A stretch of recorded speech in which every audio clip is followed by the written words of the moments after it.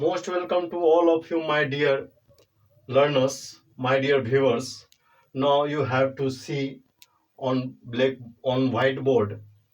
Here I will teach you syntax next portion. I mean third class of syntax.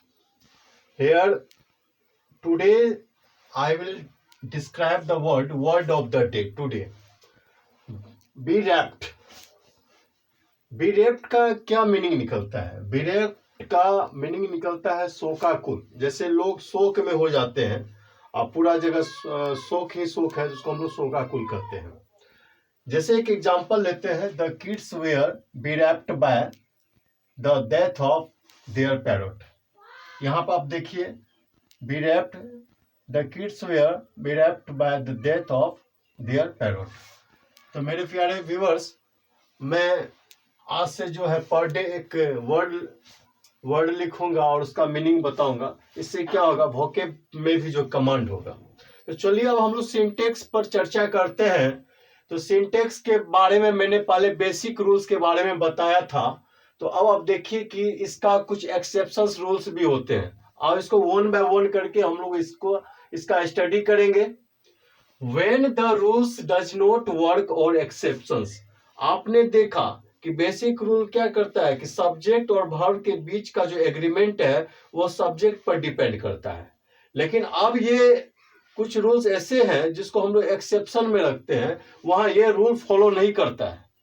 वहां कहीं ना कहीं जो है इस रूप में मतांतर हो जाता है। अब देखिए यहाँ पे जो अब हम लोग जो रूल्स के अनुसार अगर चले, कुछ ऐसे वर्ड्स आपको मिलेंगे, ऐसे कंजंक्शन मिलेंगे। आप अगर उस वर्ड को देखिएगा तो उससे पता चलता है कि वह उसके प्रयोग से किसी इमेजिनरी बातों का पता चलता है, और यह रियल भी होता है और अनरियल भी हो सकता है। जैसे मैं कहता हूं कि काश बारिश होती तो मैं भीगता, लेकिन क्या है, बारिश तो हो नहीं रही है, लेकिन एक अनुमान लगा रहा है कि इमेजिनरी लगा रहा है। मेरी इच्छा है कि मैं आईएएस बन जाऊं, आपकी इच्छा है, लेकिन वास्तविकता में वो रियल भी हो भी सकता है और अनरियल भी हो सकता है।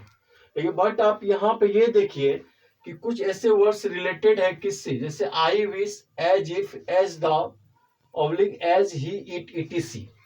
अगर इस रूल्स को आप देखें तो आप जब भी सेंटेंस में इसका प्रयोग हो तो थोड़ा सा संभाल के प्रयोग करना है, हड़बड़ाना नहीं है। जैसे आप एग्जाम्पल के तौर पे मैं देख रहा हूं, I wish I were rich. आप बोलिएगा कि sir I wish I were, तो यहां सब्जेक्ट क्या है, आई, और हम लोग जानते हैं आई के साथ क्या लगता है, यूज, वाच का प्रयोग होता है। आई के साथ हम लोग क्या यूज करते हैं, वाच का। लेकिन यहाँ पे वेयर का प्रयोग हुआ, क्योंकि यह सपोजिशनल सेंटेंस हो गया, इससे कोरी कल्पना का पता चलता है। ऐसा नहीं, आई विश मेरी इच्छा है, आई वेयर रिच, लेकिन जब वह उसकी इच्छा है तभी वो रिच नहीं है, एक कल्पना कर रहा है, एक इमेजिन कर रहा है। तो ऐसी स्थिति में जैसे आई विश का प्रयोग किया, इससे क्या पता चला कि इमेजिन कर रहा है, हाइपोथेसिस कर रहा है, आपका सपोजिशन है, आपका क्या इमेजिन है। तो इससे यह पता चलता है कि यहाँ पे वेयर का प्रयोग यहाँ पे किया जाएगा और यह कंस्ट्रक्शन आपका राइट होगा। आप अगर यहाँ वाच का प्रयोग करते हैं तो वो रॉन्ग हो सकता है। लेकिन ऐसा मैं नहीं कहता हूं, कहीं कहीं किसी ग्रामर में वाच का ही प्रयोग किया है, उसको रियल में पॉसिबिलिटी के तौर पे। लेकिन यहाँ पे अगर मान लीजिए कॉमन एरर में है तो यहाँ पे वेयर आपको लगाना जरूरी है, इससे तब यह सेंटेंस राइट होगा। ठीक उसी प्रकार इट इज टाइम और high time plus went did had were भी टू।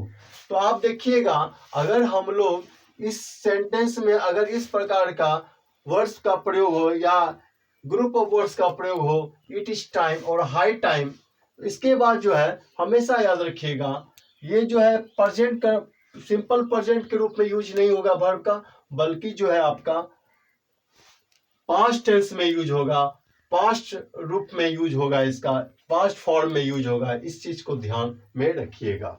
तो मेरे प्यारे दोस्तों, अब मैं यहाँ देख रहा हूँ कि इट इज टाइम और high time plus went did had were you have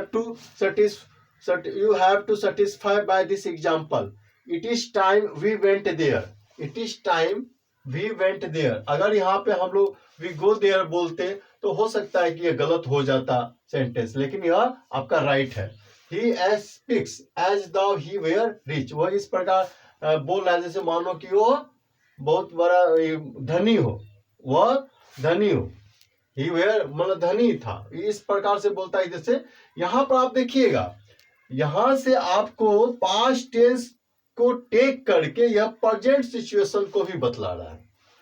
past time को शो करके यह प्रेजेंट सिचुएशन को बतला रहा है। मतलब क्या, यहाँ जो वेयर का प्रयोग हुआ किस रूप में। अब यहाँ पे देखिए, यहाँ पे ही के साथ हम लोग वाज जोड़ सकते, चूंकि ही के साथ वाज लगता है, लेकिन नहीं मेरे प्यारे दोस्तों, यहाँ पे ही के साथ वेयर का प्रयोग होगा, नहीं तो आपका कॉमन एरर हो जाएगा। He speaks as the he were rich.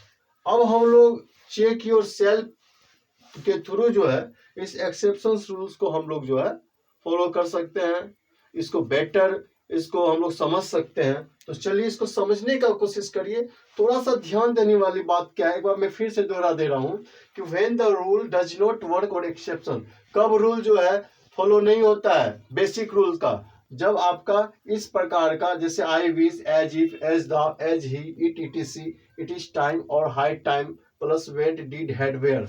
आप देखेंगे अगर इस प्रकार का एक्सप्रेशन वर्ड्स हो तो आप क्या यूज करेंगे, आप जो है V2 का यूज करेंगे या पास्ट में यूज किया जाता है, ठीक है ना। आप जैसे आप एग्जांपल के तौर पे चेक योर सेल्फ में ले रहा हूं और इसको आप लोग बनाने का कोशिश करें। बाय द वे अगर प्रॉब्लम हो तो इसको एक बार नहीं 2 बार देखना है, इससे पता चलेगा कि आपका कॉन्सेप्ट कहां तक क्लियर हुआ है। अगर इसमें भी जरा सा भी प्रॉब्लम हो रहा है तो आप कमेंट में जरूर कीजिए ताकि मैं उसको और अच्छी तरह से एक्सप्लेनेशन कर सकूं। तो okay, let us see here, I wish he was told. अब यहां पर देखिए I wish he was told, तो कहां पर एरर नजर आ रहा है, तो I wish he was told. तो यहां पर मैंने बताया था कि जब इस प्रकार का वर्ड का एक्सप्रेशन हो तो आप यहां पर क्या कीजिए कि यहाँ पे विश वाज का प्रयोग नहीं होगा, यहाँ वेयर का प्रयोग होगा। चाहे आपका सिंगुलर हो या प्लूरल, से कोई फर्क नहीं पड़ता सब्जेक्ट पे, आपका देखिए वेयर का प्रयोग होगा। अब यहां पर देखिए आई wish I have a lot of money, I wish I have a lot of money, यह बिल्कुल गलत है। यहाँ पे जो है हैड का प्रयोग होगा, क्योंकि मैंने बताया था कि प्रेजेंट सिचुएशन में इसका प्रयोग नहीं करना है। Okay, you don't use in present situation if the word is given that type of expression, this type of expression. He expects as if he was poor.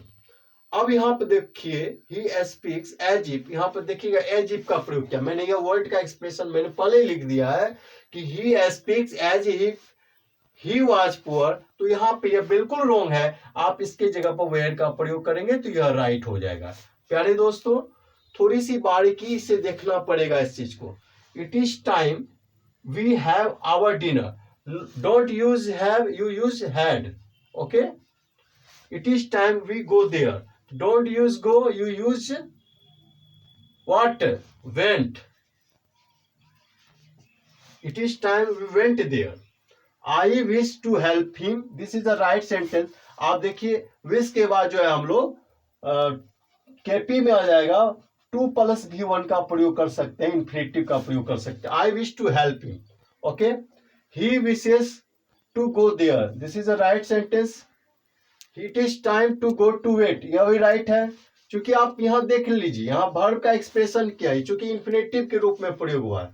It is time to have a bath, okay, this is a right sentence. It was time to play, this is a right sentence. So मेरे प्यारे दोस्तों, you can observe this sentence, this check yourself, and you have to try better understand that what's come in your mind। आप इस चीज को समझ में अगर आ रहा है तो आप जरूर कमेंट करें, लाइक कीजिए और सब्सक्राइब भी कीजिए, ताकि जो हमारा हौसला बुलंद रहे। मैं इससे भी ज्यादा अच्छी अच्छी एक्सप्लेनेशन लेकर आऊंगा और आपको अच्छी तरह से समझाने का कोशिश करूंगा, ताकि जो है आपको ग्रामर सेक्शन या इंग्लिश से रिलेटेड कोई भी कंफ्यूजन हो तो आप इसके माध्यम से, मेरे वीडियो के माध्यम से अपने कॉन्सेप्ट को क्लियर कर सकते हैं। तो आज की क्लास में जब मैं इसका चौथा क्लास लूंगा, फोर्थ क्लास लूंगा, तो मैं आगे का रूल्स का एक्सप्लेन करूंगा। इसके साथ ही मैं आज का टॉपिक समाप्त करता हूं। जय हिंद, जय भारत।